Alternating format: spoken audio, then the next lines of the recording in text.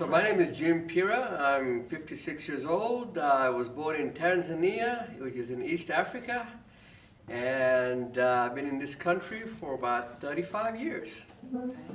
I'm Donna Pira. I'm from Washington State, and I am 53 years old.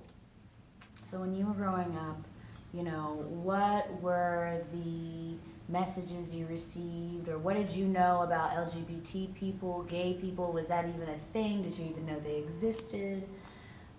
Just, you know. I didn't know anything about being transgender, bi, queer, none of that. I heard about being gay. We had TV shows like Three's Company that explored that area, but nothing in detail about how the relationship and behavior was extended into relationships. When you were just finishing elementary school, I had a hint that you were hanging out with this one girl all the time. So I had a hint that you were gay, but I was waiting for you to vocalize it. I guess you wanted to figure out your sexual orientation, and I was just giving you that time. I noticed you would not wear frilly dresses, and you liked to wear jogging suits in black and blue, but I thought you were more like a tomboy. Yeah. I am a Muslim. I am proud of being a Muslim. Your ignorance is not my problem. Yeah, that's true. That's right, baby. That's true. And I feel like that's how I am with a lot of the LGBT stuff, you know, it's like, I can't help who I am, but that's just, I'm not going to stop. I can't stop. Discrimination-wise, I experienced it at 9. Yeah. That becomes the story of my life, even to this day, that I have faced discrimination in all forms. As a brown man, Muslim. as a Muslim. When you first started thinking one of your children was gay, Yeah.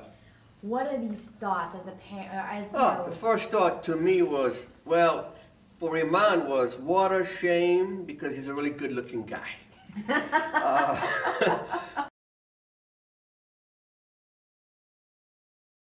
I wanted you to say you were gay, and I was getting more angry because you weren't telling it like it was. And it was frustrating, so I thought you were bouncing back between figuring it out again. I see. The dialogue wasn't there because of either shame or feeling rejected, or you were rejected, or just not loving yourself enough to say, this is who I am.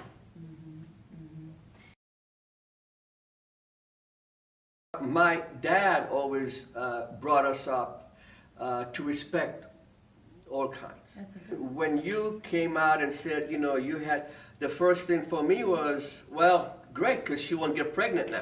Kind of at one point in my life saying, boy, I love grandchildren, and I'm not going to have them.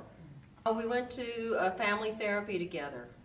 We wanted to make sure you knew you were gay. We weren't, and you thought we were trying to ungay you, but the most important thing we were worried about is the violence. I know a lot of unhealthy relationships of control and violence in this type of relationship is not unheard of, but then it's also in the heterosexual community too.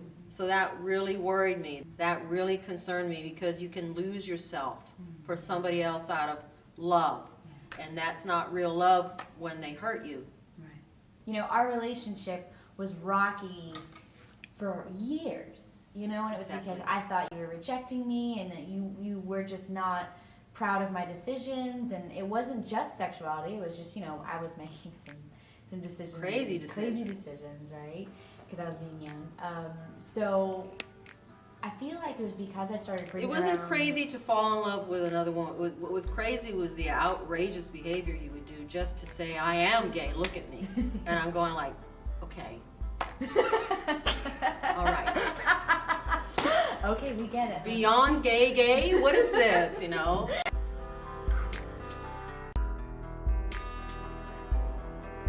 An open, honest pathway to communication.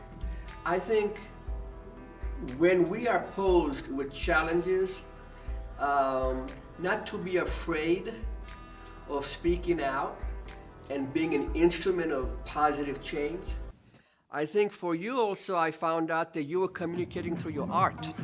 A lot of your art pieces were telling stories, were releasing a lot of stuff for you. And I'm encouraging the parents to allow their kids to open through this amazing elixir that we have within us called the arts. Whether it's music, whether it's drawing, painting, that is a form of release. It's a healthy form of release. And this is why my wife and I created Helium, is exactly for that purpose. To have an open forum, to have a non-judgmental sanctuary for people to come and open up without being marginalized, without being ostracized in any way, having a very open heart.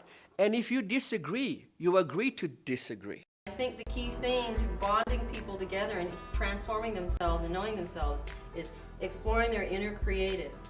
And that brings a lot of healing and a lot of self-value. When you can bring more of your beauty outside instead of hide it, you can be who you are. Overall, if you have a good foundation, if you have an open mind, if you don't live in a fear-oriented world, if you're not afraid, then all things become possible for you to change. And they, guess what? They start changing themselves.